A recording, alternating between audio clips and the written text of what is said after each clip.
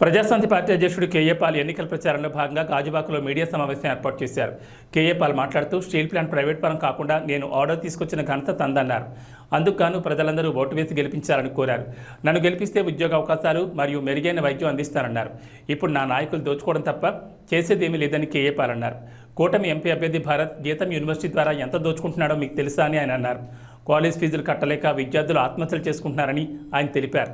KA Paul MLA అభ్యర్థిగా మరియు parliament MP అభ్యర్థిగా కూడా పోటీ చేస్తున్నారని, కొండ గుర్తుకు ఓటు వేసి అఖండమైన మెజార్టీతో గెలిపించాలని ఆయన విజ్ఞప్తి చేశారు.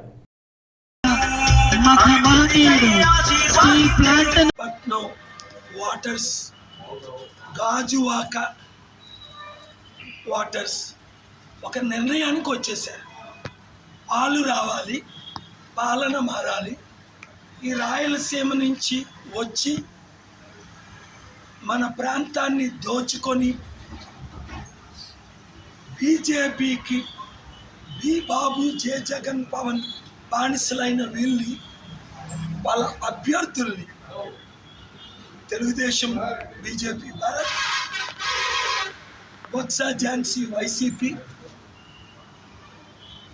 గాజువాక ఎమ్మెల్యే అమర్నాథ్, ఈవెన్ దీక్ష చేసిన పల్లా శ్రీనివాస్ ఓట్లు పడడం లేదు, బహు తక్కువ పడుతుంది.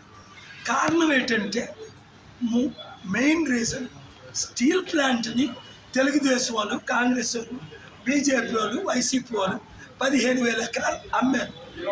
స్టీల్ ప్లాంట్ని అమ్మకుండా ఏప్రిల్ 25ని నేను తీసుకొచ్చి ఆర్డర్ తెచ్చాను.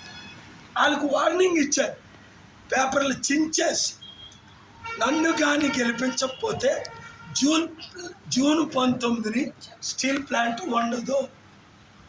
అమ్మేశారు, అయిపోయింది. నేను ఆపాను. నేను తప్ప ఎవడైనా ఆపాడా? డ్రామాలొద్దు. మరలా నేను ఎమ్మెల్యే ఎంపీగా